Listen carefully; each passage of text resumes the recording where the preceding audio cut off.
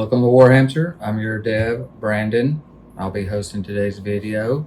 And today we're going to very quickly go through the whole process of how we created the Emperor's Chewers, one of the legions for Warhamster.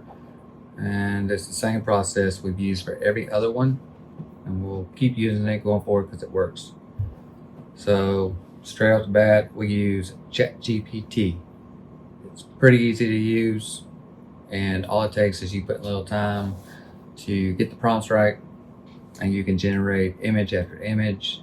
It doesn't cost you anything. It's very little throttling.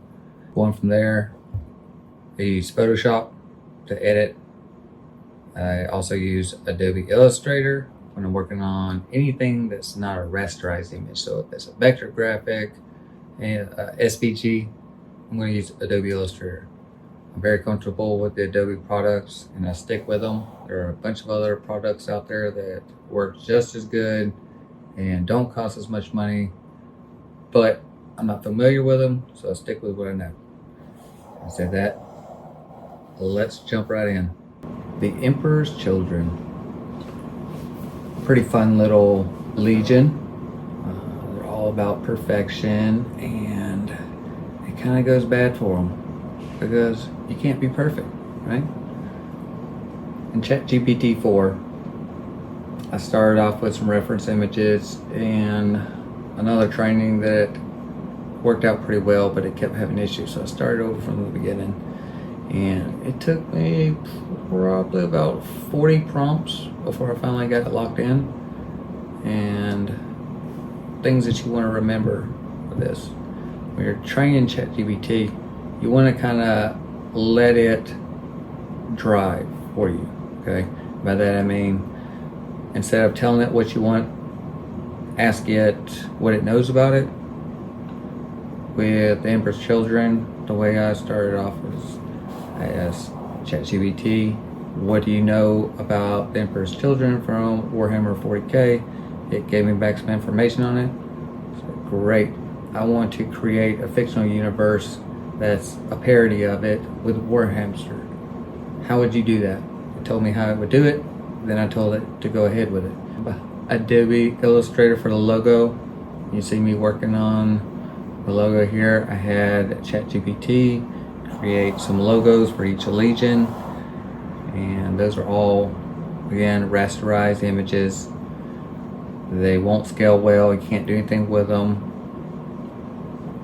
But the great thing about Adobe Illustrator is you can take any kind of rasterized image and you can turn that to a vector graphic. What I use is image trace.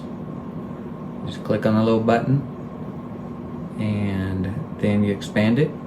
Boom, you got a vector graphic.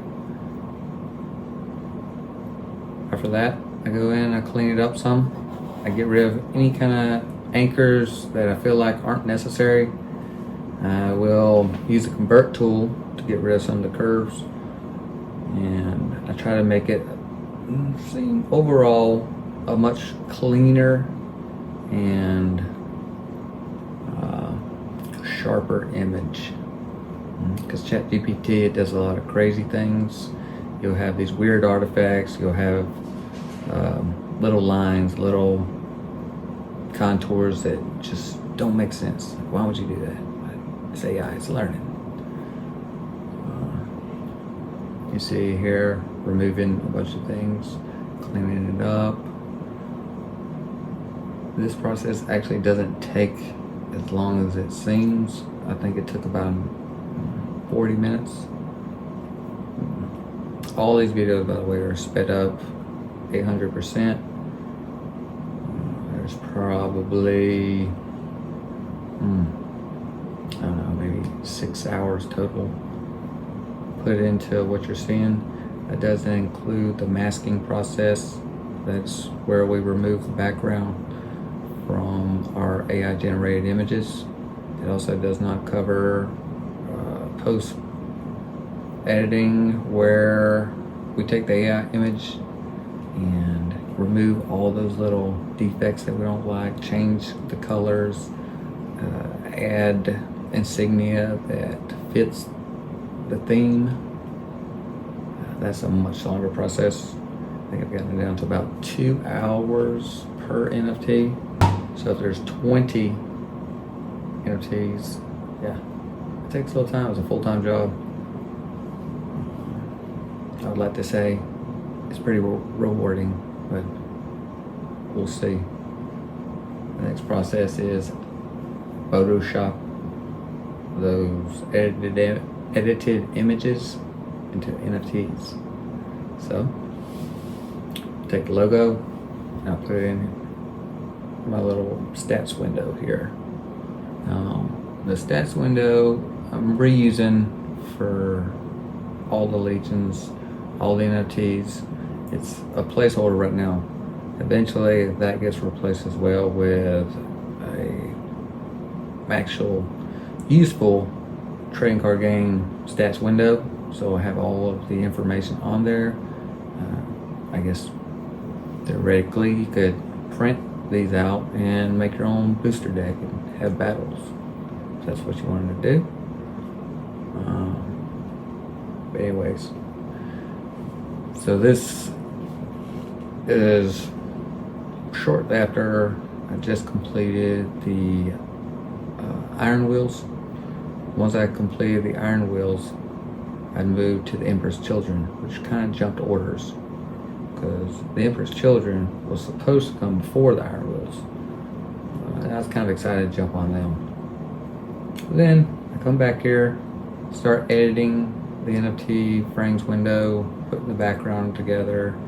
I was throwing a bunch of ideas around, trying to see what works. And then it kind of just clicked in. I mean, these are the Emperor's Children and the Emperor's Chewers.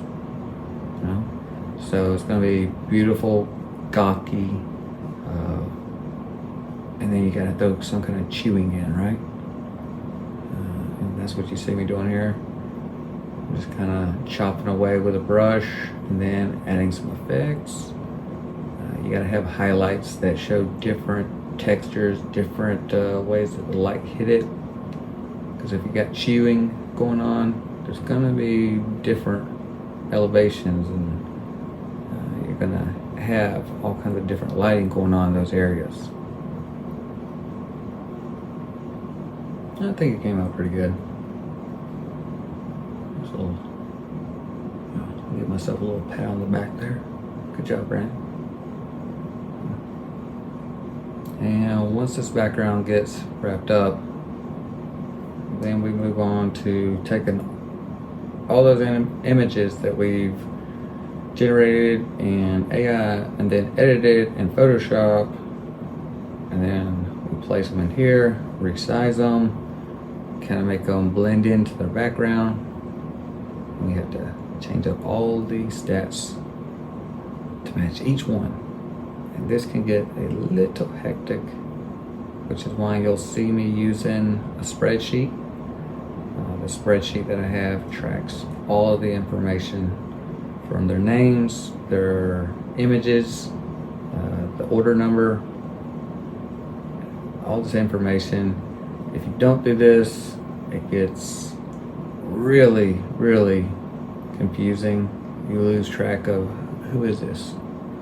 I suppose you could just go a very simple approach and just put the images in and just a random number, and it doesn't really matter.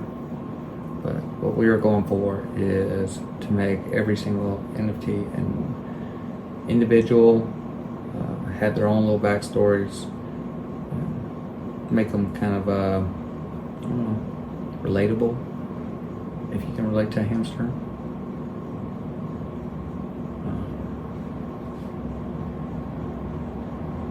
I got Terminators going in there. That's cool. Oh, Terrence, he's one of my favorites.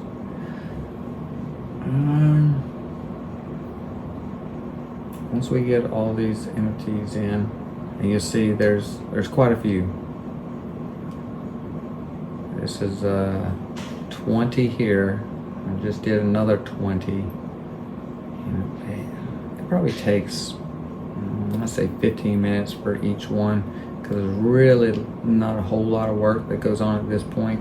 It's mostly just copying the image, bringing it into the NFT, and then copy pasting effects and changing the information around. It's a long process of just repeat. It gets a little tedious. The worst part is when you skip one. So if I skipped an image, which I did at one point, and I had, I think, 4 or 5 already done. So all their stats were put on there for another image with a different name, and messed the whole order up. So I had to go back and correct that. And very annoying process, especially when you're trying to figure out how the hell could you do this. I mean, you've got the spreadsheet right here. Shit, I made that error. But it happens, especially when you just keep, you just kind of go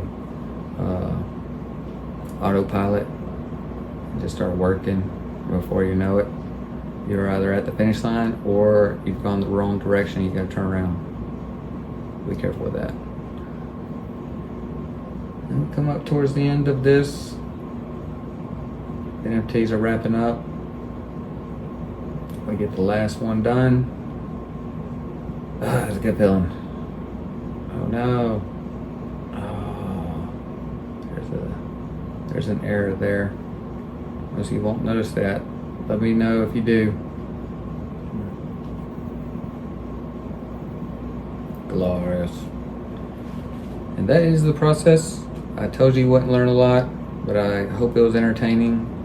And I do want to release many more videos where you actually learn something from it, tutorials, processes. So if there's anything you think about, maybe you want to see a video on, let me know. Later, guys.